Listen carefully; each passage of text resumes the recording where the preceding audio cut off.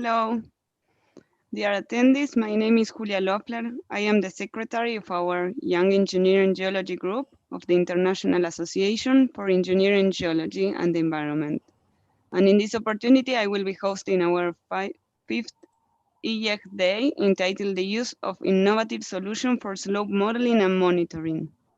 We will be starting with the presentation of our first speaker, Dr. Danielle Giordan from Italy, followed by our chair, Mr. Stratis Karantanellis from Greece.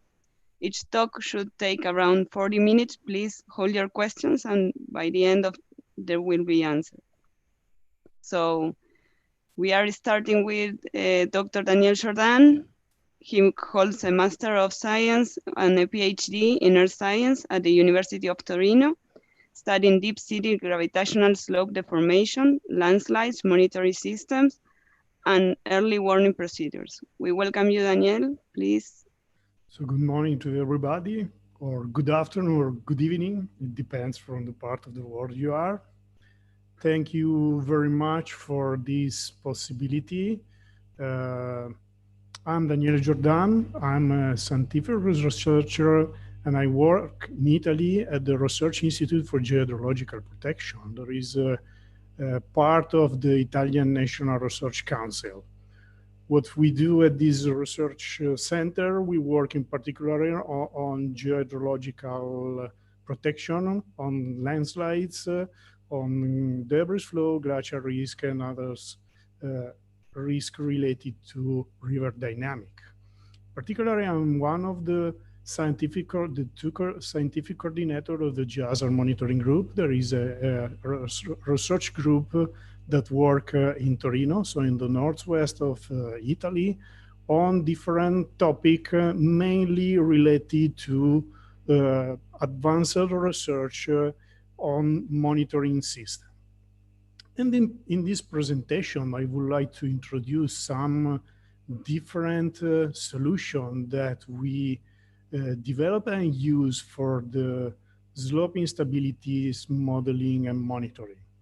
To find a way to organize this presentation, I decided to organize the sequence of systems that I would like to propose and to describe, considering their frequency of acquisition. If we consider the frequency of acquisition, we can start with few acquisition able to define some physical parameters of our study area, and then change to a multi-temporal analysis. And with a strong increase of the frequency of the acquisition, we can also consider near real-time and then real-time monitoring system. The first system that I would like to introduce are the unmanned aerial vehicles. Probably you know this system very well.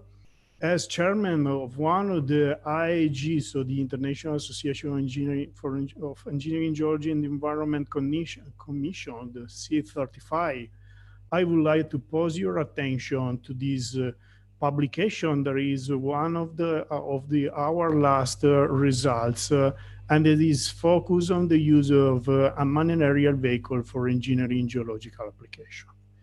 If we consider in particular the approach that we can use for slope instabilities and in particular landslides, we define a possible workflow that first of all consider the morphology of the slopes and the typology of the landslides, and according with these two data entry, consider a possible approach. In this presentation, I will focus in particular on the first example, on the first application related to steep rock slopes. And the first case that I would like to present is a case in the northwest of Italy, not far from Torino, and is related to this Ormea rockfall prone area. The topic that I would like to focus on is the use of digital outcrop model for the identification of rock discontinuities.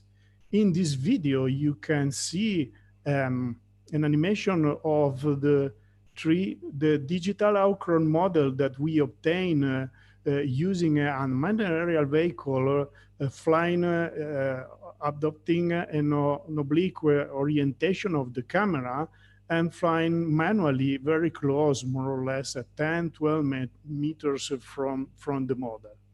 With a so high resolution, we are able to define the main discontinuity that characterize this digital outcrown model. And of course, with this interesting data entry, we have the possibility to check for the critical combinations.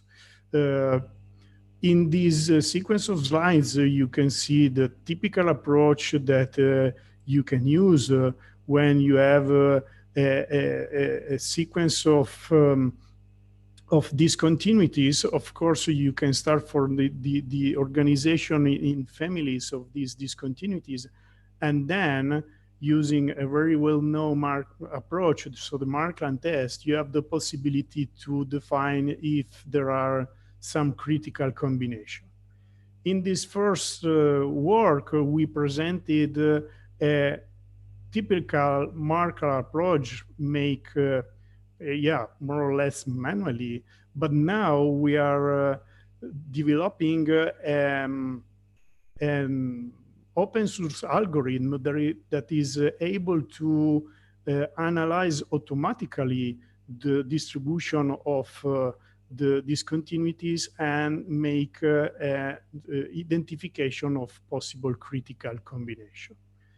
When you work with UAV, in particular with steep slopes, in some cases you have to work in critical conditions, but the use of UAV can be very interesting.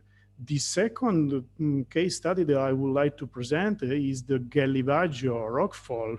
In this short video, you can see the moment of the rockfall that involve also the sanctuary presented at the base of the steep slopes. Luckily, the entity of the damages of the sanctuary was not so strong, and in this case, we concentrated our attention on the reliability of the model if we want to define in advance the possible volume of the unstable part of the slope. Two critical elements. The first critical elements when you work on these steep slopes are, probably you know very well, the acquisition of ground control points. Is all very often not so easy. Nowadays, the most recent UAV has also the possibility to have the RTK correction that make the acquisition of ground control points less important, but the position of points on the rock wall is still an important element. In this image, you can see the 3D model pre and post failure. We had these two models, and we also make an estimation of the possible volume of the unstable rock block. You can see that the estimation that we done was a little bit far from the real rock mass that fall down, but the difference is mainly related to the presence of this part of the unstable area that has been considered and that did not fall down in the first detachment. If we consider also the volume of this part, the difference between the two models is more or less the 10%. And the main element that make this difference is the shape of the real shape of the surface of the different families that create this detachment. In this model, we also consider what is the difference if we make this comparison with or without the ground control point, and we realized that the difference is not so important. That means that in particular during emergency condition, you have the possibility, if you check careful your model, to use the model also without the adoption of ground control point. We totally changed the environment. We moved to other possible solution, always made, always based on images. In front of you, you have you can imagine to have the Mont Blanc Massif. We are at the limit between Italy and France. And this is the top of Mont Blanc, and this is the Grand Jurassic area where there are two different glaciers, Plainpensieux and Grand Jurassic. Probably you know about Plainpensieux because in many newspapers mentioned this glacier because we had an emergency in 2019 and also this year related to the possible detachment of the frontal part of the glacier.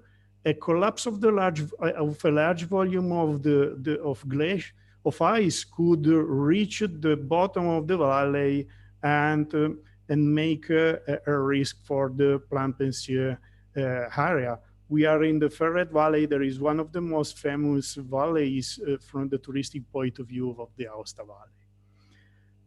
To face this critical condition in 2020, the Aosta Valley region, with our research group, with Fondazione Montagna Sicura, define a very, very strong monitoring network. And this monitoring network is now part of what we call the Grand Jurassic Open Field Laboratory for the development of glacial instability monitoring system. You can see in these slides the incredible amount of data of different systems that we acquire starting from 70 years, more or less 70 years ago, and that now make this site very, very interesting. In particular, my presentation will be focused on this system, this monitoring system that we developed and installed at the end of 2013. This system is installed on the top of the mountain on the opposite side of the valley, and using two different cameras is able to acquire a sequence of image. Using the digital image correlation, we have the possibility to transform the sequence of image in a displacement map. And in this short video, I can show you the evolution of the glacier. You can see in particular that this part of the glacier is the most active, and you see the sequence of icefall that fall down from this part. Using our system, we are able to transform this image sequence in a sequence of displacement, so a time series. You can see the time series of three different points, considering the lower, the medium, and the higher part of the most active part of the tongue. And in this sequence, you can see also the relationship that there is between the acceleration, in particular, of the frontal part of the glacier and the activation of ice falls. We started to study this glacier in 2014, and now we have a very detailed sequence of at the time of the map of the displacement, and we are using this data set to characterize the icefall dynamic of the frontal part of the glacier and to support the civil protection procedure to maintain the safety of the bottom of the valley. So this is an example where a sequence of image can be used to monitor with a low frequency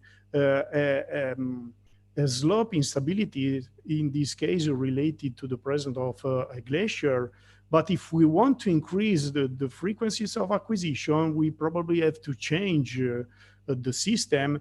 And in the case of Prapensier, another system that we adopted, that we tested from 2013 are radars.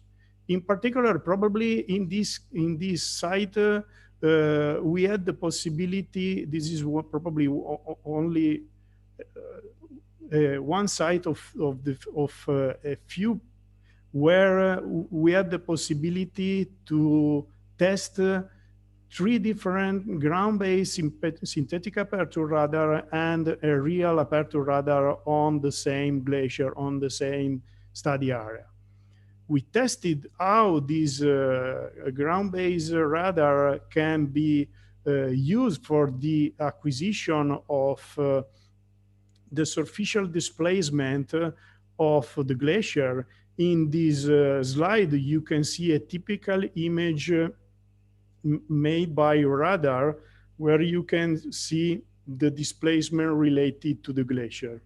But using this open laboratory and using the possibility to combine the different system, we also developed the possibility to merge radar and optical monitoring system. This is probably the first time that that we do this combination, and the final results of this combination is a three-dimensional model of the displacement of the glacier.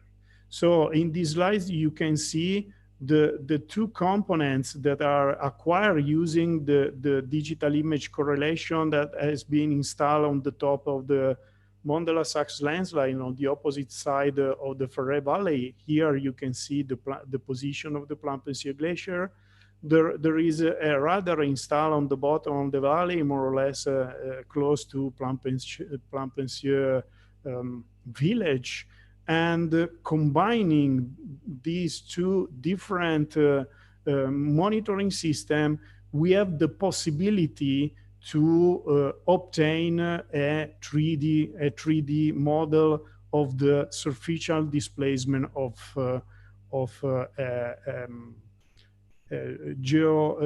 an instability like the studied one that I presented in this slide.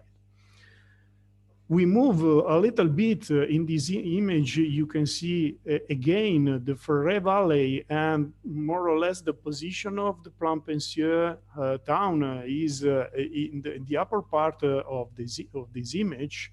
And what I present in this slide is an aerial view of the Mont de la Saxe rock slide. So this rock slide is probably one of the biggest active rock slide that we have in Italy. And one of the problems of this rock slide is the presence of several elements at risk that can be reached by the activation and the collapse of this rock slide. For this reason, working with the Aosta Valley Geological Survey, we have the possibility to analyze and support the geological survey of the Aosta Valley in the monitoring of these very, very large landslides. The monitoring system you can see in this slide is composed by different systems. We have a robotics total station. We have a network of GPS permanently installed on the slope. We have a ground-based SAR installed on the opposite side of the valley, and several inclinometric columns that monitored also the deep displacement of this rock slide. Why the Geological Survey of the Aosta Valley decided to set up this very, very incredible monitoring network? Because the elemental risks that are part of the Courmayeur town, that is one of the most famous touristic place that we have in the northwest of Italy, but also the connection of the motorway with the tunnel of Mont Blanc. There is one of the most important connection between Italy and France, are managed by the activation of these rock slides. So you can see that the elemental risk evaluated in this area amounted more than 1 billion of euros. So this is a very, very critical condition. In a condition like this one, we can have a large monitoring network. And of course, this large monitoring network is a network that consider only high frequency monitoring system, because we have to also to consider the possibility to have an early warning procedure. And the early warning procedure is the base for the activation, like in this case, of a civil protection procedure that can define which areas can be evacuated or what roads should be closed. One of the problems when we have to face to a so complex monitoring solution is the problem that you have so different instrumentation, different monitoring systems, so it's not easy to obtain a common monitoring network where is possible to collect all the information. We can also have the risk that this complex monitoring network could be a sort of technological bubble where different systems are not able to communicate and to share data each other. And this is a very, very critical point. For the reason in last years, we decided to develop a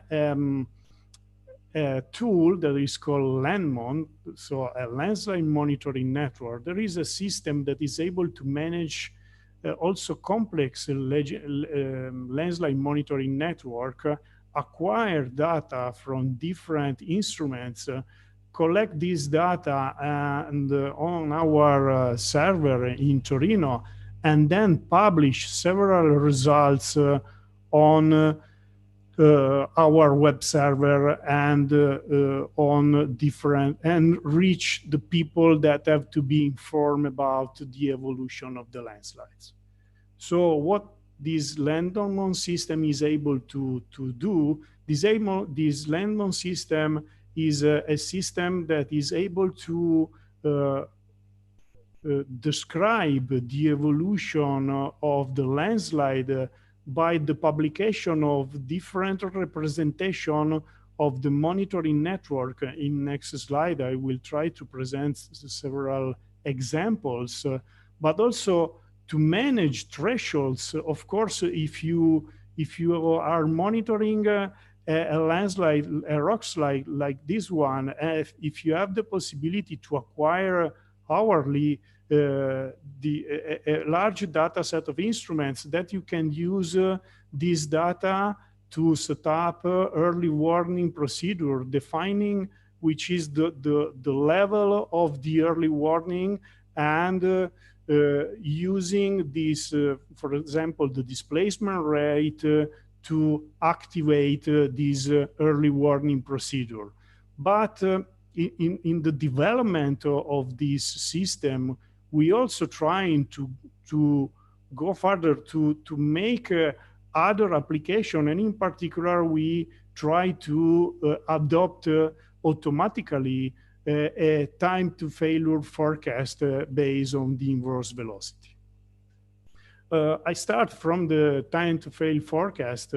Yeah, probably is you know this approach very well. The theory is described by Fukuzono many years ago, and in particular, we are we develop a system that is able to use in near real time a model of the inverse velocity using linear regression analysis.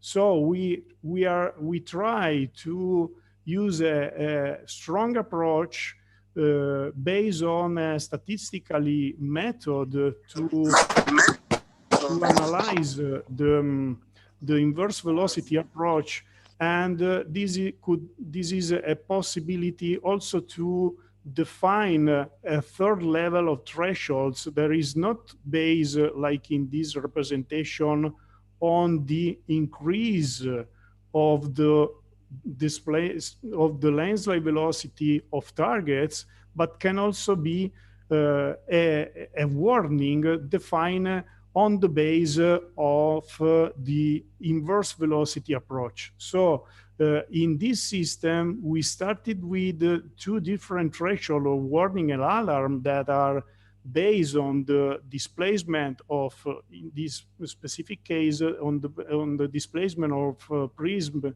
measured by the roboticized total station.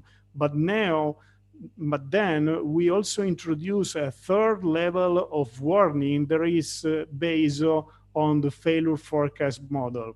When the reliability of this model is high, we have the possibility to have a good forecast, and we are quite confident that probably we are very, very close to the collapse of part of the slope. And that is why we introduce this third level of warning that is present in this slide. This is related to a real emergency that we occurred in 2015, where a frontal part of the most active sector of the rock slide collapsed, and we have the possibility to adopt this method and to really forecast a critical window, a critical period where the rock collapse occur.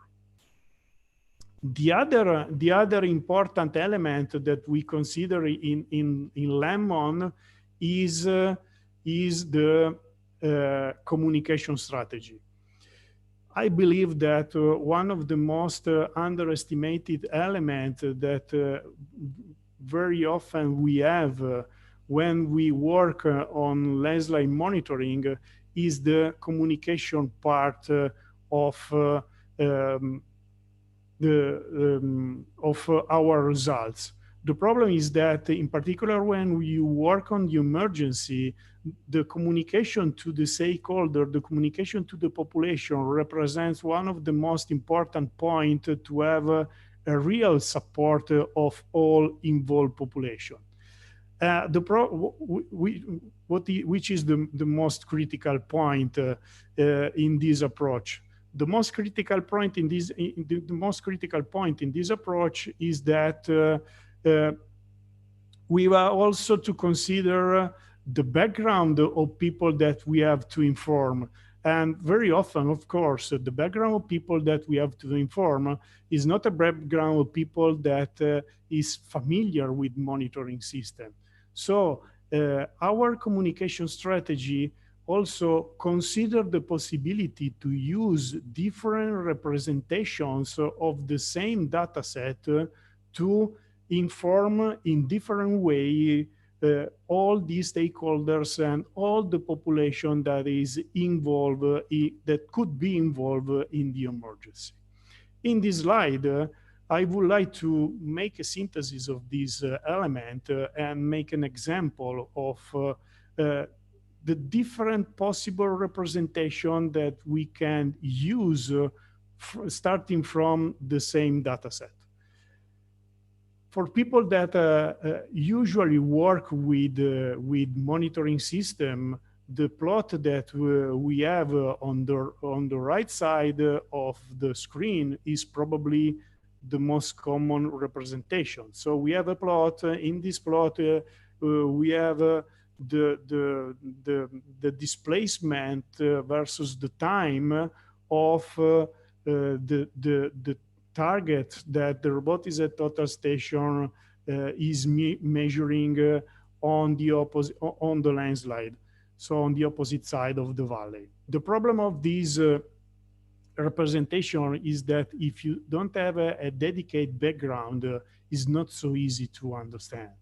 So if we want to share the information with people that have to be, for example, evacuated, we realize that this approach is not the real and the best approach that we have to propose.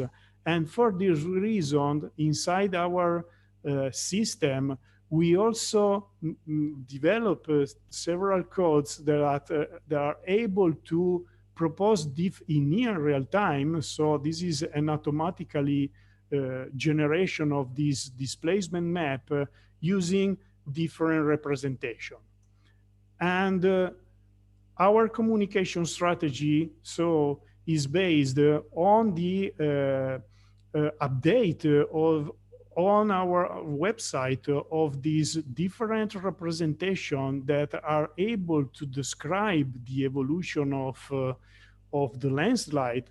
But at the end, one of the other important point is that the simple representation is not enough because in our experience we know that the real dissemination, the real communication of a so critical element like a landslide monitoring system like the one installed in Mont de la Saxe is based on the use of a commented description of the recent landslide evolution.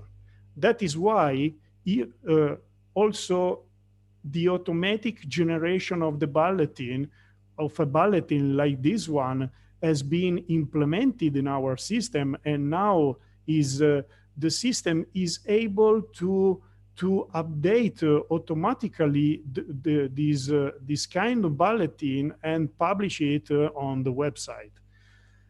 This bulletin is a synthesis of what we want to share with people that could be, for example, in danger, for people that, for example, can live in this area or can have some interest in this area. And we developed this bulletin to make a very, very user-friendly synthesis of the monitoring system. You see there is only a very simplified representation, but in this simplified representation, you have the possibility to recognize the present and the limit of the landslides and the behavior of different kinematic sector of the landslides. And of course, if you are involved in this emergency, you have also the possibility to clearly recognize the elemental risk and, like, for example, the position of your home or other elements. So in our experience, one of the most important points when you have to develop a system that have to work in near real time and have to be the most important element that is used to support the civil protection, the adoption of early warning procedure and early warning threshold is, of course, the first steps. But then you have also to consider an important element that is the publication and the dissemination of your results that have to be described in a friendly mode. The last example that I would like to propose in my presentation is a system that we are developing in a regional project that is called LASMON. We are increasing the frequency of acquisition.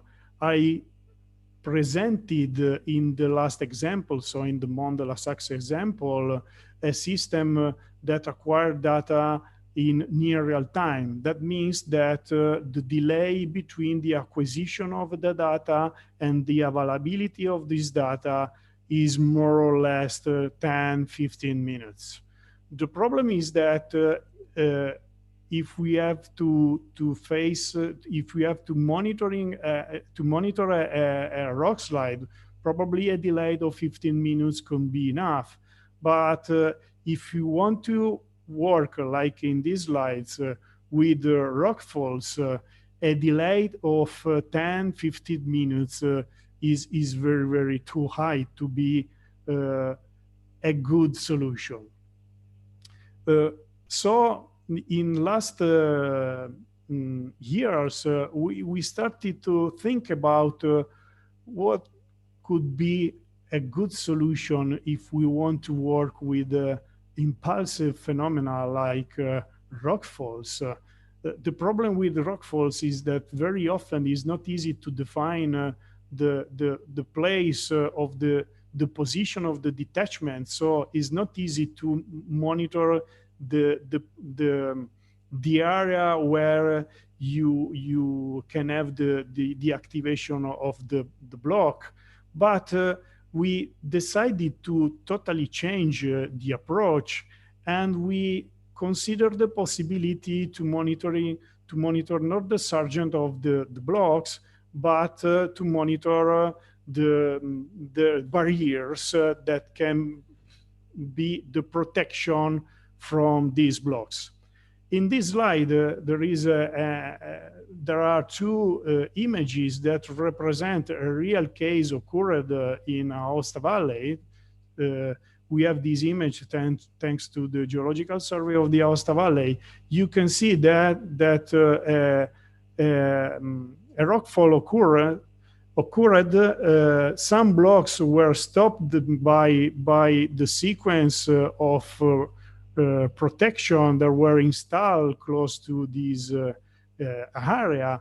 But unfortunately, after the first impact of the blocks, the barrier were quite totally destroyed, and so the third block that fell down unfortunately reached this area.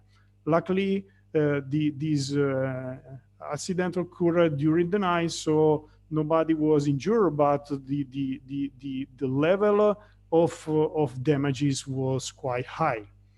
So what we do to face this critical condition, we decided to develop what we now call LensMon. So a landslide smart monitoring network. There is a smart network of last generation based of the installation of several nodes that could be installed, in this case on rockfall barriers, but could be installed also on the area where we have the possibility of the detachment. And this system is able to create a wireless network that connect all these nodes that are able to check with a very, very high frequency the position of the barrier and eventually the shock that could involve a barrier. So in this way, we have the possibility to not have a direct monitoring of the area of the detachment of the block, but we have the possibility to monitor, for example, the impact even of very, very small blocks on these barriers. The system is able, like in this case, to detect even the impact of very, very small blocks, but it has also the possibility to measure the magnitude of the impact and to send immediately in few seconds a warning that, for example, could be connected with a procedure for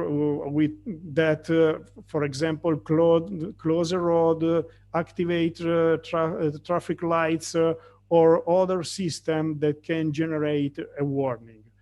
Using this system that has been installed more or less 2 years ago, we were able, like in this case, to monitor the effect of the impact of blocks of different dimension of these on this barrier, and to give us the system give us the opportunity at the end to have a system that is able to answer in few seconds. So a system that then could be considered a real-time monitor application, a real-time monitoring system.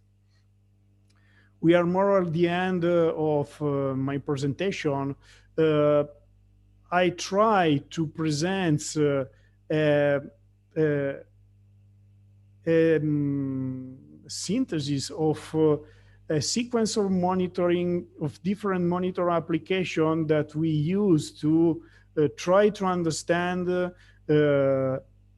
and characterize the evolution of a slope.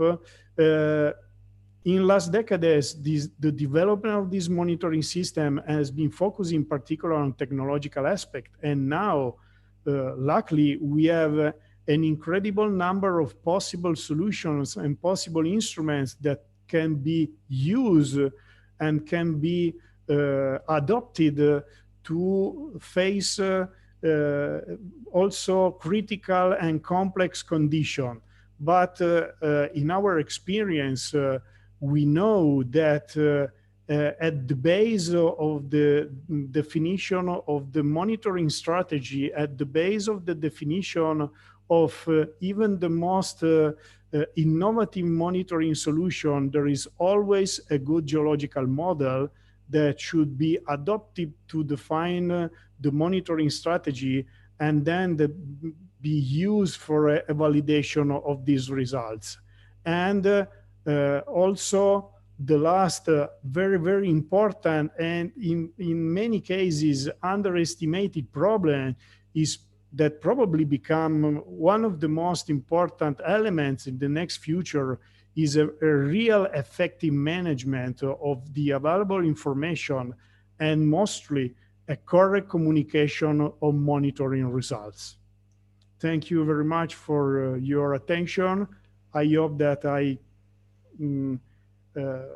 have the possibility to make a presentation of a part of the results that we obtained in the last years in our research group. Thank you. Thank you, Danielle. So we have some questions for you. We have 3 questions. Okay. The first one is about the application of digital image correlatina on monitoring. Since it took some time to do the correlation calculation, is it possible to use DIG for real-time monitoring? Clarice Chu. Yeah, so we are working on it. One of the most critical points when you use the digital image correlation, in particular when we use image and not a video, so a sequence of images and not a video, is the problem of shadows. So now we are trying to solve the problem of shadows because very often shadows are considered by the code a displacement. So the use of a sequence of image with different condition of illumination can be critical because automatic codes are not able to recognize the impact and the noise related to shadows with respect to the real displacement.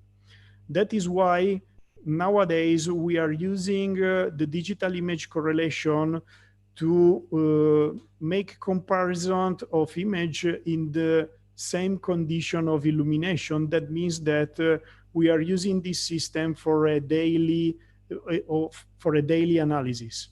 In the case of Flampensieux, when we start our monitoring activity, the main goal was to define the evolution of the glacier that was not known. So a daily information was a very, very good goal. When we reach a critical condition and when we reach the emergency condition in 2019, of course, we need a near real-time monitoring solution. And that is why in 2019, the Aosta Valley Civil Protection Agency and the Geological Survey, so all the group that faced the emergency, decided also to install a ground-based SAR, because the frequency of the acquisition of ground-based SAR is a few minutes. So you have the possibility to obtain a real near real-time monitoring system. So in our experience, it's not so easy to use the DIC, so the digital image correlation, for a near real-time application.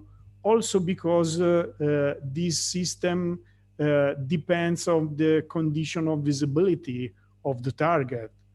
So probably you have to consider, like in the case of Plan Pensieux, the combination of more reliable system like a radar that is able to work even in bad weather conditions. Okay, so our second question is from Lulap Wing Tennyson. He says, hello, Dr. Danielle Giordan. Hello. I am Tennyson from Hokkaido University in Japan. As you said, number of ground control points is related to the accuracy of landslide monitoring and prediction. Is there any standard about how many ground control points can be said relevant for predicting the landslide susceptibility? Yeah, thank you for the question. This is a good question. I didn't have the possibility to show all the data because I have only a limited time. The problem on ground control points is a very, very critical element. As I mentioned during my presentation, the most recent UAV very often, and also the most expensive, very often are equipped with GNSS that have the RTK correction. That means that the accuracy of the position of the acquisition of the sequence of image is a centimetric position. If you are using RTK correction, if your drone has an RTK correction, so the number of ground control points that you need is very, very limited. If you are not using this last and more expensive version of drones, probably you need a more strong network of ground control points. It is not hard to define a number. Probably from 10 to 20 points could be a good indication. Of course, it depends from the geometry and the dimension of your studied area. And what you have to do if you want to not use the ground control point, and you can find this approach also in the publication that is mentioned in my presentation, and you can find on my ResearchGate page, is to check carefully, for example, the orientation of your model. If you check carefully the orientation of the model, and if you check carefully that if you are using two models, so if you are using a multi-temporal approach, that there is a correct alignment between the two models, then you can risk to make this demo difference even with a limited number of ground control points, or even without ground control points. But if you decide to not use the ground control points, you have to be very, very careful because it could be dangerous at the end for the accuracy of your model and of your results. Okay, we have another question, the last one, I think. Kausal Raj Yongwali He says, thank you, Dr. Danielle Giordan. Very interesting talk and demonstration of specific advances being done at CNR IRP. My question, how much would be the tentative cost of installation and annual maintenance for the Landmon system? Is it suitable for mass deployment for a real-time monitoring system for communities in low and middle-income countries, for example, in South Asia? Yeah, so this is a good question. The Landmon system is a system that has been developed inside the CNR, and we are using for research purposes, and also as we are a center of competence of the National Civil Protection Agency. So we are a sort of scientific and technical supporter of the Civil Protection National Agency when there is an emergency related to slope instability. We are using this system. This system is actually not available for commercial purposes. Is a research system. We can consider it inside some common, for example, research activities. The system is able to manage even near or real-time acquisition. Of course, it depends on the frequency of the acquisition of monitoring system and depends on the frequency of the availability of results data. Just to make an example, usually a robotized total station, so a topographic instruments, measure the position on landslide, measure the position of the network of targets once per hour. You can decrease you can increase the frequency of acquisition. You can also achieve a frequency of a measurement every 30 minutes. And then in more or less 10 minutes, the system is able to acquire, process, make an evaluation of the possible overcome of thresholds and send warnings. So the system is able to work very fast, in particular for near real-time experiments. Of course, the most expensive elements in this chain or in this monitoring chain is the instruments installed on the site. So the most important expensive elements are, for example, the robotized total station or the ground-based SAR, not the software. So at the end, in particular, when you have the problem of budget, I know that the most critical point is the possibility to have the money to acquire expensive instruments that guarantee the possibility to work in near real time. So this is the most important point. If you have the possibility to acquire systems that are able to work in near real time way, and you have the possibility also to have a remote connection, so the possibility to manage remotely these instruments, then there are also other commercial systems that are probably not like the one that we've developed, but there are also commercial systems that can be used, can be adopted for the activation or early warning procedure. If he want, he can send me an email and I can send him some information about the commercial system that we know and that are available and that can be used, and probably also about the cost of these systems. Thank you, Danielle. There are a lot of people saying thank you for your interesting talk. Thank you very much to you for your attention and the possibility to share our monitoring results. Thank you. Thank you. So our next presenter is the chair of our group, Stratis Karantanellis. He is currently a PhD researcher in the Department of Geologic Science in Aristotle University of Thessaloniki, Greece. I would like to remind you to hold your questions for the end of the presentation, and please keep your microphone muted. Please, Stratis, start sharing, and let me unmute you.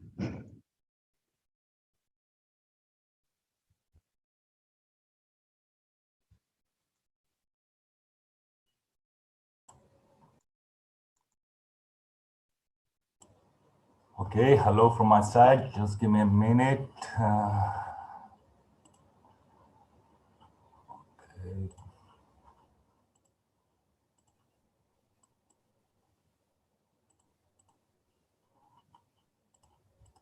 I think now you can see my presentation, if I'm not wrong. Yep. Okay. So, hello from my side. Good afternoon or good morning, depending on where are you right now. Welcome to the 5th series of e-YEG webinars. I would like to deeply thank Dr. Danielle Giordan. I know that it's a really hard presentation to follow up on. It was really interesting. The whole material that you showcased, it was really much appreciated. So let me introduce myself. I'm a PhD researcher in Thessaloniki, in Greece, in the Laboratory of Engineering Geology and Hydrogeology.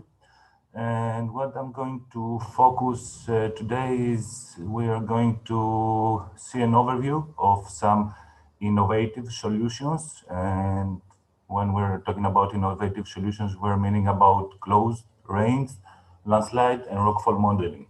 So let's move on and see what's going to be the main overview of today's presentation. We're going to see the motivation and the initiatives behind the whole research. We're going to see how remote sensing and specific tools can be integrated in landslide mapping in order to have landslide modeling from the 2D space until the 4D. We're going to see what is OBIA and how we can conceptualize a landslide in an object-based environment. And we're going around to some applications and examples around Greek territory. And we're going to conclude with some future directions and how can we include some stuff. So let's see the term landslide. We had just a cursory Google search for the term landslide and has yielded more than 6 million results. Why is that? Because, of course, in many parts of the world, landslides and rockfalls are a frequent natural hazard and a major threat to humans and the environment. So, according to international database for epidemiology and disasters, we had the last decade more than 18,000 kills of people completely from landslide events. And when I'm saying about completely from landslide events, I mean directly after a landslide event, because there are many events around the world that are not delineated or showcased due to the environment that they occur. So most of you know that the landslide encompasses different kind of categories related slope failures in earth materials, and those materials can be really creep or it can move on to a really rapid avalanches and rockfalls. So these cases are mostly triggered from an earthquake and ground shaking and precipitation. But in the end, what we know from the landslide? Do we get any information about them, their special extent and how they behave? So in the end, what we need is a landslide framework, a concrete landslide framework that the expert knowledge can be transferred to the data, which are unlimited, as the previous presenter, Dr. Daniele, showcased. And from the data that it's already integrated with the knowledge, we have to move on to prediction. So what we need are integrated systems with tailored solutions. And let's see, like a case study that most of you have come across is the well-known La Conchita. La Conchita is a huge landslide occurred in 1995, firstly, in California, in US, where the same landslide, not exactly the same, but the same shape and the same extent, have failed again 10 years later in the same place. So if we go back and see what we have done during 1995 and what happened in 2005, okay, we had a lot of information, we had a lot of special extent information, we had a lot of cases that a lot of people, they will go through and they were delineated the area, but in the end we didn't have the explicit knowledge to understand and see how the behavior of a landslide in the current case can be mitigated directly and not with an indirect way. So La Conchita case had a lot of remedial measures after the landslide occurred in 1995, but the same area has experienced and will continue to experience a rather bewildering variety of landslide hazard due to the nature of the environment. And different kinds of landslide scenarios are more or less likely to occur as a result of different specific conditions, even if it's a rainfall or an earthquake trigger. So in the end, do we know about landslides and do we know its features that we need to know about them? The final element that we need to know is what is the actual risk in a specific place. And this specific place would be just, if we were working on a site-specific scale, just a local engineering design, or if we're working in a global scale, we're looking to a more nature-based solution. So the results of the hazard identification, we know that landslide hazard is a function of susceptibility. So we're talking about the spatial propensity to landslide activity and the temporal frequency of landslide triggers. And its assessment can be done from local scale, so to engineering design, since to a global scale. Most of the times, we can say that the most appropriate method that you can identify the hazard and you can characterize it depends on the extent of the study. So we know that the key components of a system are comprehensive enforcement of geotechnical standards for slope safety. So when we're having to design a specific system for early warning and emergency response, comprehensive databases are in great significance for landslide events and are very used for implementing risk mitigation measures. So the baseline for our result today, what we want to conclude as a quantitative risk assessment result, also to help for disaster prevention plans, but also for preliminary phase of engineering design. So what we need in the end is to enhance landslide risk management. We want to enhance our knowledge by putting more modeling in the procedure of identifying the hazard. As we mentioned, there are different kinds of scales that we are working. We can start from the national scale, which is, as you can see, covering an entire country. We can move more specific to a regional scale, to a medium. And by the end, we have the site investigation scale starting from 1-to-1 to 1-to-1,000. So why it's green? It's green because we're going to focus on this kind of projects. So we're going to see landslides, 1, 2, or multiple landslide case sites that are in site investigation scale, covering the area where engineering works will be carried out. So we need to know about the detailed design of the engineering works, such as a road, a bridge, or a tunnel. But in the end, what are the site investigations for landslide modeling and monitoring?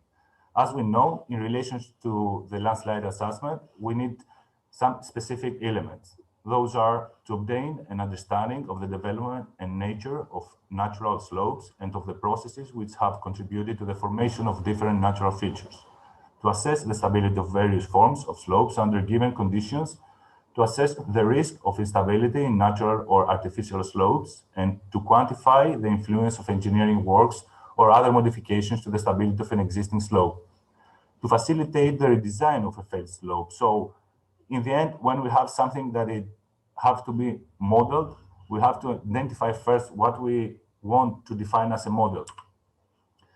Let's say today we're talking about information. Also, Dr. Daniele talked about a lot of information coming to us as an expert or coming to a specific person. So we have heard about the artificial intelligence and machine learning, which is a domain that is rapidly proving their value across many industries. And since the last decade, we are starting using some kind of machine learners to identify landslide hazard or landslide susceptibility. But where are we using that? We know that there are different kinds of information, different levels of landslide management. So we start from the data collection, we move on to the information extraction. We need to predict where landslides will occur in the future. We have to provide some judgments and some actions. But what it does, the artificial intelligence in the end, is that it's really appropriate for its circumstances and its goals. It is flexible, so it needs a lot of training data to train something in order to predict something else. But as you know, we have a lot of information, a lot of sensors today to use this kind of training data. The central engineering goal of artificial intelligence and machine learning is the design and synthesis of useful, intelligent artifacts. We actually want to build agents that act intelligently. So such agents are useful in many applications and valuable to natural systems such as landslides and rockfalls. By far, the main source of uncertainty in the geotechnical assessment of a landslide relates to the limited external knowledge about the materials that make up the slope, the response under various external perturbations, and the characteristics of the triggering factors. So we don't know a lot in the end about what is a landslide and how it behaves. We know that there are distinct parts, distinct categorizations according to many authors in the past, such as rotational slides and translational slides. But in the end, even if we have a failure site and we monitor that site, until today, we don't have the appropriate knowledge to try to predict future failures. So at the bottom right, you can see a screen. You can see how different kind of information, different kind of attributes can be integrated to a system. And with the observations, the past experience, so we're meaning the expert knowledge, the prior knowledge of a site, and the goals that we want to achieve in this site, we can create a complete holistic system that it can create, it can support, and it can export results based on our knowledge. How we're going to do that? We're going to use some tools, some remote sensing tools that today they're most known as close range tools. So we know that we have active and passive sensors to recognize and map landslides. So we're starting from the satellite imagery with the SAR, radar, or laser scanners. We're moving to a more regional scales with aerial photogrammetry and aerial laser scanners, which again is something really expensive for when we're talking about a case-specific site. And we're ending up to the terrestrial laser scanner and the, let's say, terrestrial photogrammetry and UAV photogrammetry, which is a really valuable tool for site-specific scale works, especially for landslides. I will not go too deep. I would like to show you just some pictures of what we're meaning with UAV photogrammetry. There are different terms of what we're meaning with UAV, but in the end, most of you know that as a UAV or drone, which is a photogrammetric tool which can operate remotely or semi-autonomously without a pilot sitting in the vehicle. So it's a really valuable platform for acquiring data, and we will see later on why it's so valuable. This is just a generic workflow for the photogrammetric UAV flight planning, image acquisition, quality control, and data processing. What we're doing is we're trying to identify what is the actual goal of the method that we want to map and the area extent that we want to map. We try to have the best mission planning in order to acquire the imagery according to the most appropriate and the optimal flight path. And what we're going next to that is the generic workflow of structure from motion with triangulate and finding matching points in order to create the 3D point cloud. And from the 3D point cloud, we can have the ortho image or the DTM, DSM model, or some other projects like 3D mesh model. So by using a UAV photogrammetry or even a terrestrial laser scanner for some specific sites, we can enhance the slope capacity and reduce the landslide risk. Why is that? Because as we know, UAVs have plenty of advantages compared to, for example, manned aircraft systems. For example, they can be used in really high risk situations without endangering a human life or the human operator of that. They can fly in really low altitudes and really close to the object of interest. Also, in some cases, when there is a cloudy environment, they can fly under the clouds and acquire really valuable data when compared with manned or satellite imagery is really difficult. One of the supplementary advantages of UAVs are the real-time capability and the ability for fast data acquisition while transmitting the image or the video and the orientation data in real time to the ground control station. Of course, as we know, everything is not perfect, so there are some disadvantages, such as when we have shadows or if it's rainy, we're not able to fly, or some specific legislations that exist in specific places when you're trying to fly. Let's see how valuable is this and how, let's say, accurate is that. It was a really nice workshop that I took place last year before the COVID situation. So during this workshop, we tested the accuracy and we evaluated the quality of photogrammetric point clouds against a LiDAR sensor in a challenging geo-environment and especially in an alpine environment. So what we're looking at the left side is the cross-section of a slope profile, as you can see in the top. So we can see the green line is the slope from the LiDAR sensor, and it's not so good quality, but you can see that the most clear and the most close to that is the one with the terrestrial photogrammetry with 105 millimeter focal length. Even if it has a lot of points, more points, as you can see, the mean number of neighbors, so the red zone are highest number. The TLS had in a radius of 5 centimeters, around 15 to 20 points, in compared with 105 millimeter focal length of terrestrial photogrammetry, which had almost the double. So we know that it's really valuable. We know that it has really good accuracy and precision. So we need to know what we can do with that. And what we can do with that is we can start with the video and photo interpretation of some models. We can provide some kinematic analysis of some rockfalls, as we saw in the previous presentation. We can do some mapping, some landslide mapping, manual or semi-automated. We will see how in a later stage. We can characterize or model the landslide or provide some numerical modeling for some run-out analysis.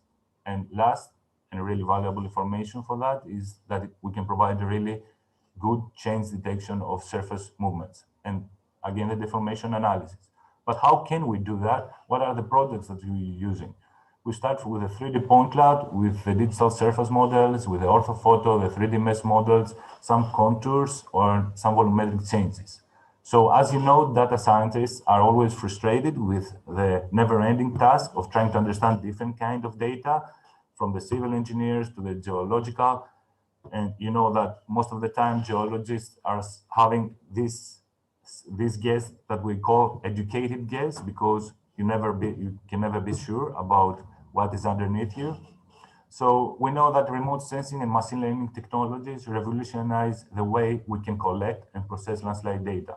It's up to us to take advantage of that.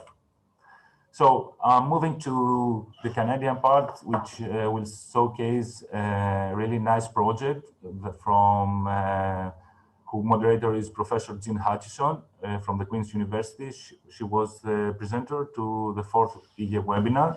So there is a project about Canadian Railway hazard program, it's called, and what they're doing there is they're using different kind of platforms, UAVs and LiDAR sensors, in order to collect different kind of information and provide precise measurements on the orthophoto, on the digital models. But in order to move one step forward, they're using the model, the 3D model, in order to provide knowledge formalization and integration of different information, semantic or topographical. And in this way, we have a data structurization, which is, it can communicate among them and it can provide some efficient queries. There's a really nice video presenting many cases about the project for railways in Canada from the group, which is in YouTube. You can find it in GeoHazards Queen's group, I think. So let's move on to the current case side. So let's see how the methodological workflow will go. The goal is to identify and characterize landslide phenomena by taking advantage of the passive and active technology from UAV and terrestrial laser scanner in order to collect efficient and accurate landslide data. What we mean with efficient and accurate data, we mean that our UAV platform, it follows the morphology of the slope in order to have a more homogeneous area and not have like great variations in the pixel size.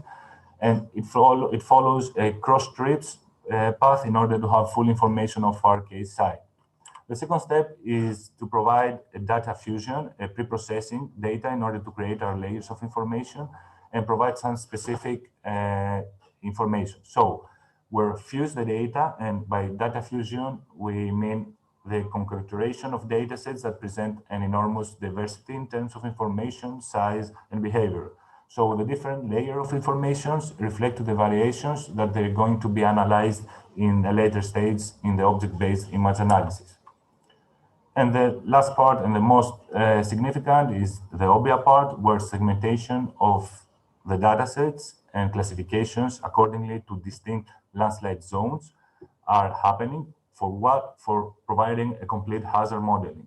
So in the end, what we need is distinct zones of hazard based on tools and based on attributes that they can be extracted from different kind of layer of information.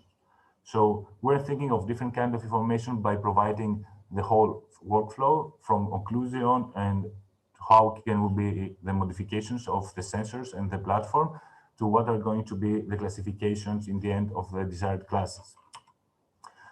Let's see a schematic view of our workflow. First, we're having some pre-field work in our office. We're moving to the field and providing some collection of the data and some collection with the UAV and the TLS sensor.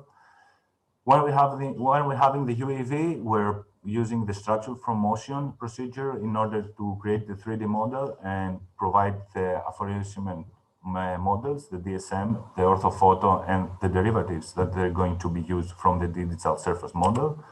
And via the object-based image analysis, we identify in a semi-automated way some distinct parts that they're represent landslide zones and what is the landslide hazard based on specific elements.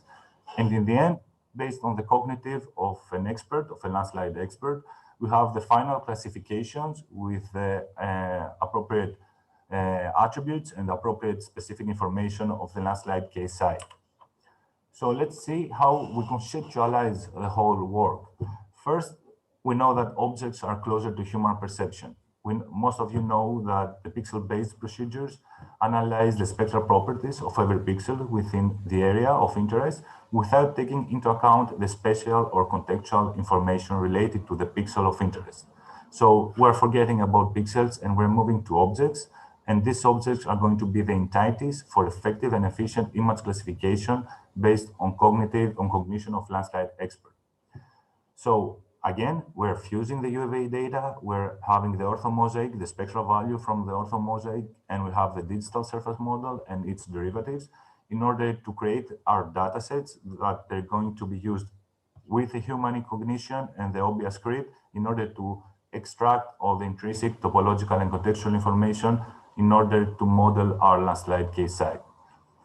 Here, we're going to concentrate on an example of a rotational slide. So as we mentioned, remote sensing classifications conventionally implemented on pixel-based methodologies, which are only using spectral information. So we're forgetting pixels, we're moving towards objects, and we're creating objects in multiple interrelated scales. What is the motivation? The motivation is for applying an object-based approach is that the expected result of many image analysis tasks is the extraction of real-world objects, which are accurate in shape and classification. So when we're extracting, when we're, let's say, segmenting a prominent image or a prominent data set, we need to know that this kind of information, this kind of object is represented from a real object in nature.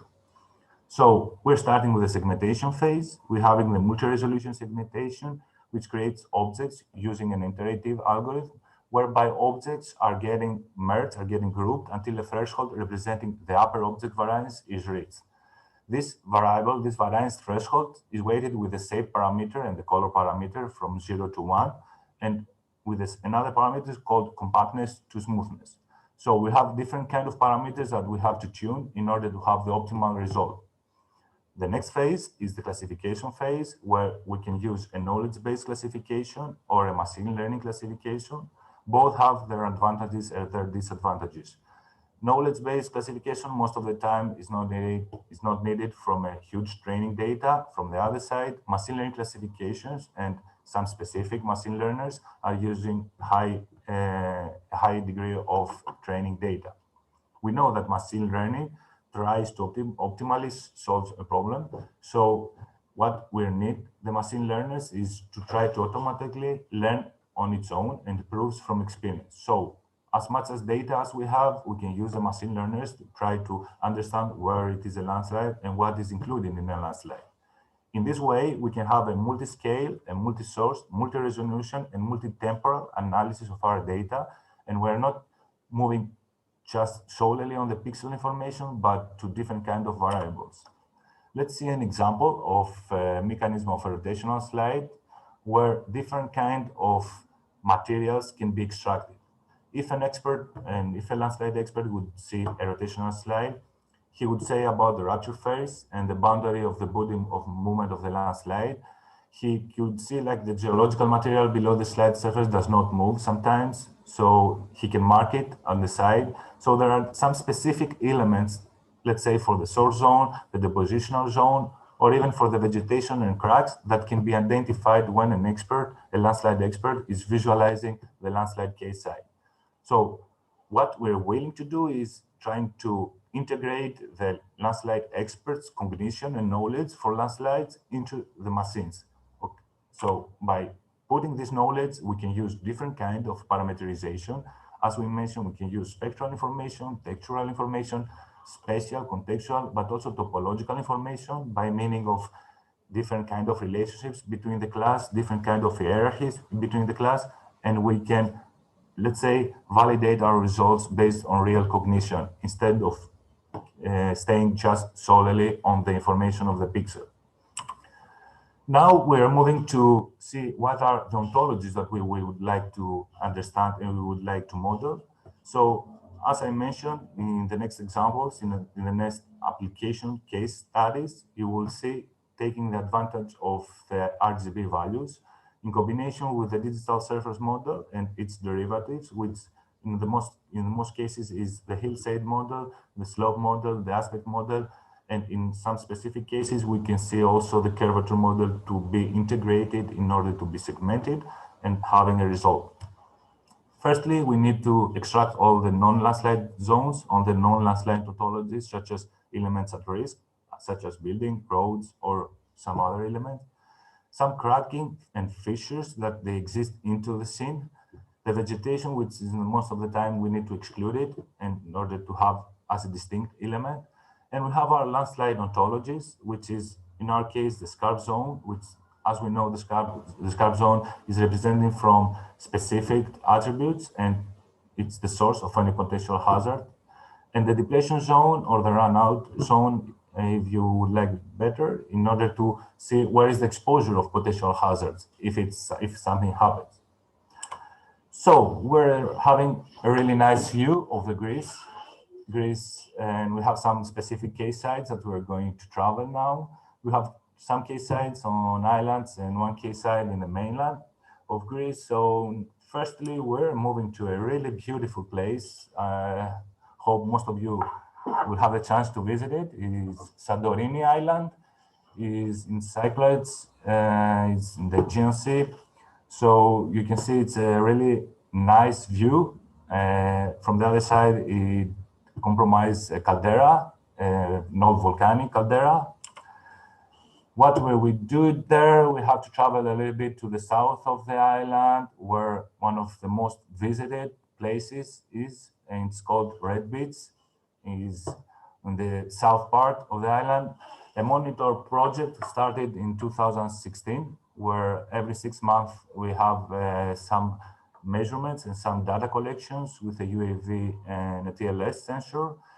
Why it's so critical to us and to the society is because it's one of the most touristic activity on the island. So a lot of visitors are going to the beach, are going to swim or to get tanned there. It's a really nice thing. So what's the problem? The problem is that they're sitting and they're laying down under steep slopes where the risk is really high for having any volcanic material on their head. So a lot of rotational slides and debris slide occurred in the last 5 years there. And what we did is we're using the 3D models of the quayside. You can see here the model of 2018 and the model 2020. They are overlaid. We're using some specific methods to provide a point-to-point measurement and see how the specific point is moving towards the time as passed. So in the end, what we're having is we try to understand what are the specific zones and how they behave. So thankfully, we showcased some years ago on a paper that the area that you can see down here, it was an old failure zone that it gave a huge failure during 2018, during the Easter of 2018. We have a zone that it's called a hotspot zone, which it gives permanently many kind of failures in most of the times in terms of debris.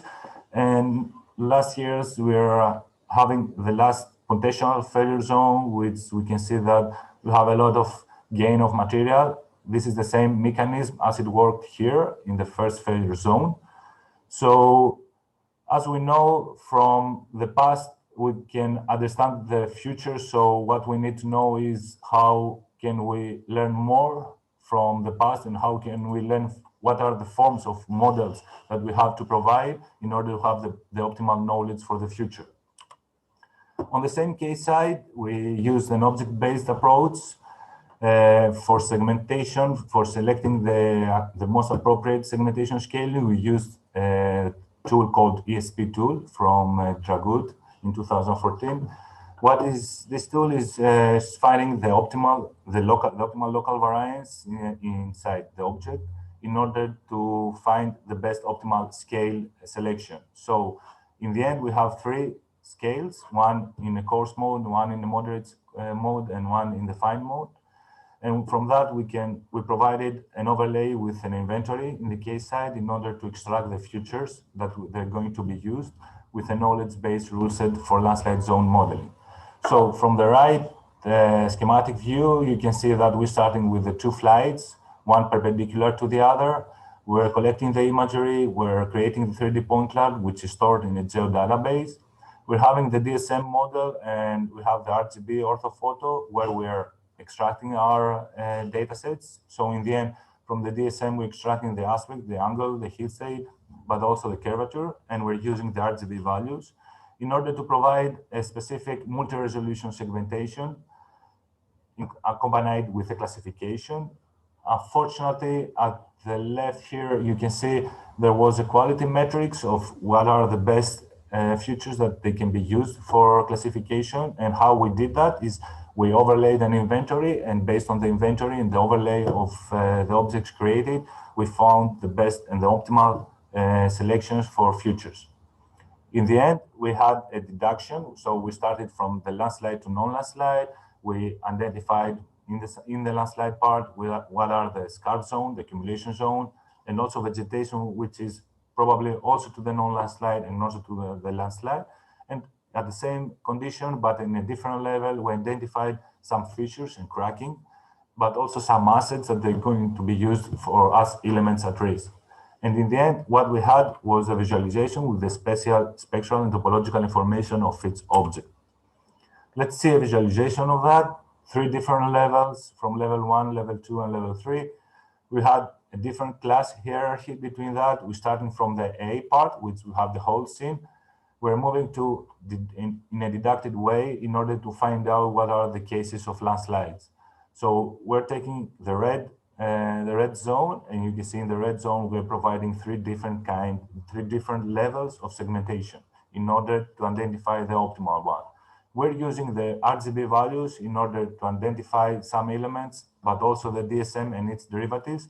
And in the end, you can see at the bottom right part, the final classification with the aforementioned class hierarchy to landslide, non-landslide, and deposition to source zone, vegetation, and cracking features.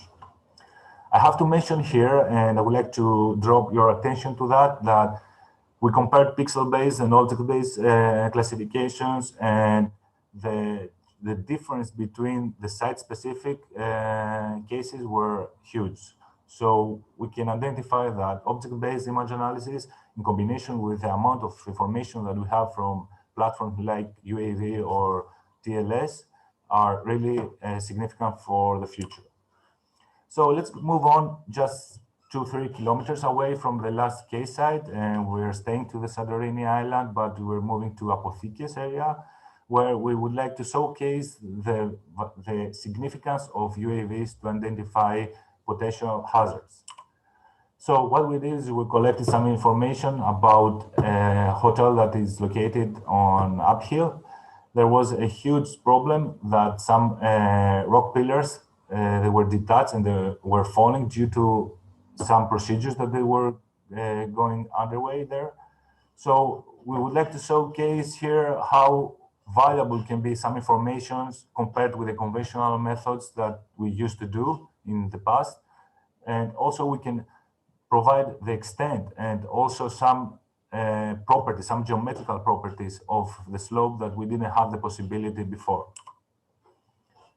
We're still staying in the Santorini island and we're moving to another case called Perissa, where with a colleague of mine, we provided some tests with the TLS sensor, a terrestrial laser scanner. You can see at the right, there were 5 different positions that we posed our LiDAR sensors to provide a kinematic analysis on a completely 3D space.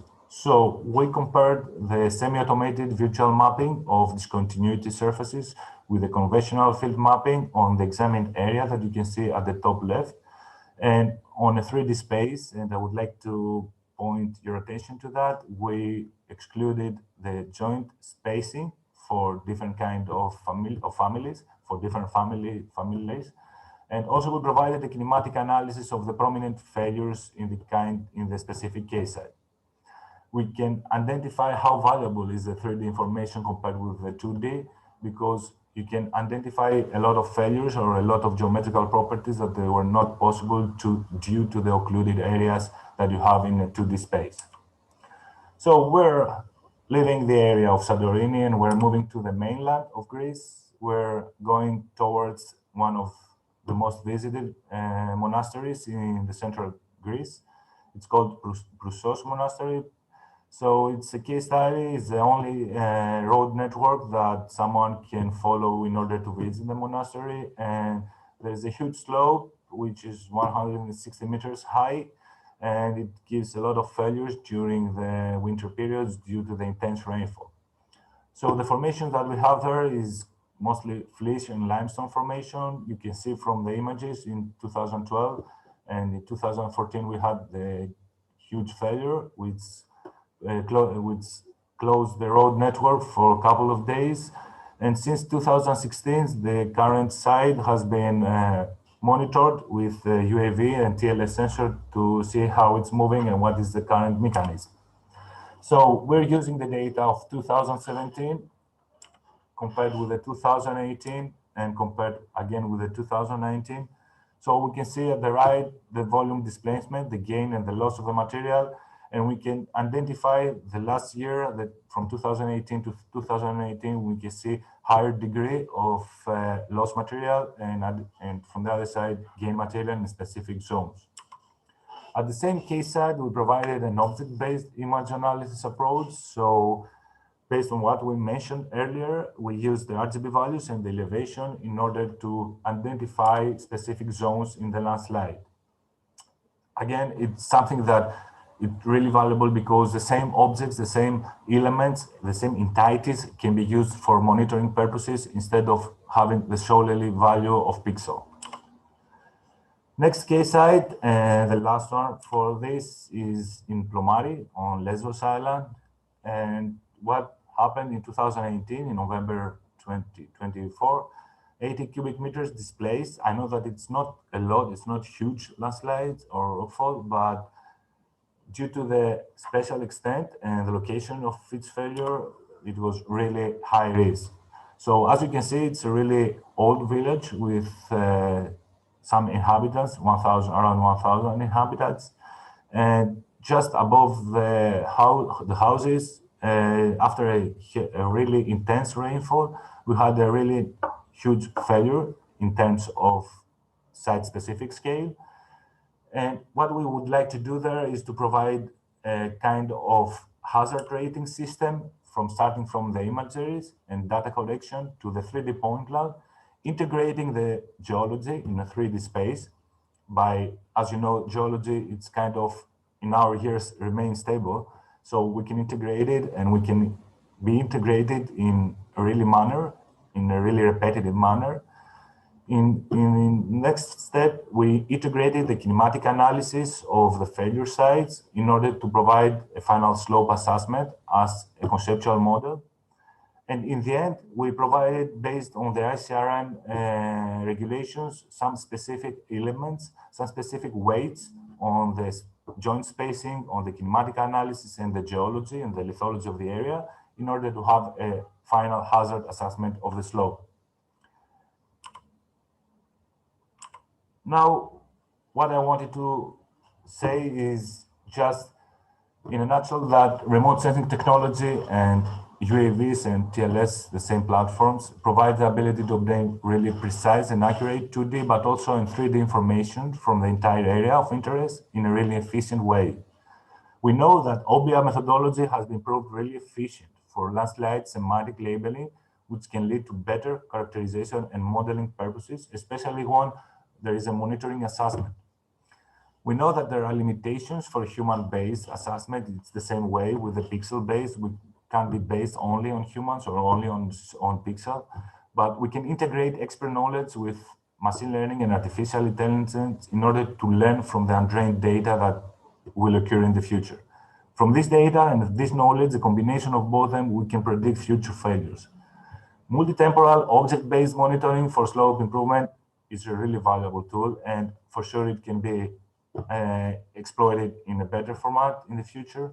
Automation is the next big thing in engineering. By transferring landslide knowledge from experts to computer vision, and to make sense of all this information, we need machine learners to automate some of the working steps in geotechnical domain.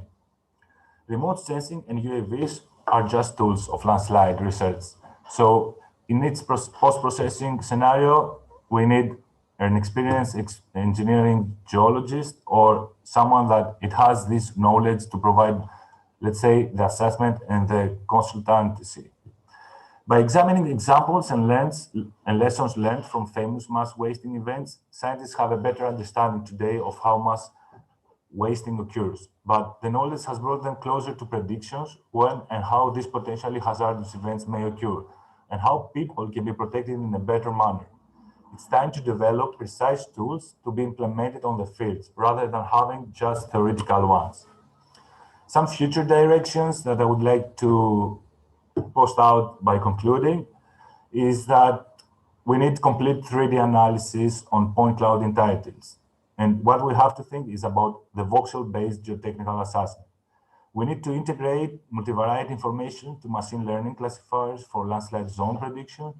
And what we need is to develop an object-based framework for industry in order to have a permanent slope monitoring tool. It needs a link between the desired scale of the event and the optimal scale data resolution. And I would like to conclude by saying that today we have a lot of information, even if it's topographical or contextual, but we have to move towards a better assessment in a geotechnical engineering manner. Today, by finishing that, I would like to share some tips from my recent works and get clarity around landslide modeling goals, values, and vision for the future, so we can start taking action from a place of alignment. Having a vision allows us to get more clarity about the geo-assessment future and what we want to get out of it, whether that's in the next month, the next year, or in 5 years. This is some reference that they have been used for presenting material in the Canon case side. By concluding that, just 30 seconds, I would like to thank and appreciate and give special acknowledgement to the Trimble team and to the general team and Keith Peterson, which it's really nice to know that there are people in the industry that support academic work, and not theoretically, but practically. Thank you all for being today here, and thanks YEG for this kind of events. Okay, thank you, Stratis. We have two questions. So Lulap Wing Tennyson says, hello, Mr. Stratis Karantanellis. I am Tennyson. My study is about the morphological change after earthquake and will focus on the post-earthquake slope changing process or risk or further slope collapse. Would you suggest me what types of data I need to focus on? For example, rate of erosion, gradient change, or others? Okay, so to be honest, I have been using since my initial years. I have been using different kind of data. So if you have a UAV, well, first of all, why we use the UAV? We use the UAV because it's really cost-effective tool. So from what you can extract from UAV tool is UAV datasets are mostly the orthomosaic, the RGB values and the DSM values and its derivatives, but also you can integrate different kind of sensors. So you can integrate near infrared bands, you can integrate the laser scanner sensor, but also some thermal sensors. So it depends on its, let's say, goal of mapping on what are the tools and what are the specific layers of information that you're willing. Regarding my case side, I think the DSM values are, really valuable compared with the RGB values because we are not be able to be based only to the spectral values because sometimes there are some misunderstood as as Professor Dr. Daniele showcased with the DIG method. So mostly depends on the case side of what you're willing to extract, let's say. Okay, we have another question from Kausal from Nepal. He says, well-structured and very interesting talk on state of art, Dr. Stratis Karantanellis. Thank you very much. My question, can OBIA be used for classifying the landslide failure mode or its type? For example, rock for rotational, translational slide, or avalanche, etc. And other movement characteristics automatically. Have there been any recent advancements in the direction? I am particularly interested in large-scale applications. For example, when we use a high-resolution satellite image to acquire slope images over several kilometers in a highway section. Okay, so I have to mention that I didn't say that earlier, but for large-scale events, there is a huge literature review with object-based image analysis and landslide mapping. For example, the group of University of Salzburg, they did a really nice work on how they can map rainfall-induced landslides with object-based image analysis. And there are several groups that are dealing with mapping landslides in large scales with object-based. And to be honest, from the literature, they proved really significant compared with pixel-based. Why is that? Is because you can integrate different kind of information in that. So especially for starting from very high resolution data till UAVs and TLS sensors, which is in, let's say, higher spatial resolutions, object-based analysis are providing higher accuracies and higher prediction degrees. So I think in the future, we will move towards to the object-based analysis rather than solely to the pixel-based, as it is already the last 10 years happening. Okay, we have a third question from Mutluhan Akin, do you think that UAVs are more advantageous than terrestrial laser scanners regarding the data acquisition procedure? You may have occluded zones in TLS measurements in rugged terrain. What is your opinion? Okay, so I will start from the first point. So what is the first point of trying to, let's say, use a tool is how much is the tool? So how much it costs? So if we start with the data set that we're willing, we have to define what is the goal. So if we want a data set that it's not possible to be acquired with a terrestrial scanner, which due to the occlusions or due to the approximations, so we need a UAV. So if we have a UAV, you can start from a user-defined UAV, which starts from $500. So we can move up to $60,000.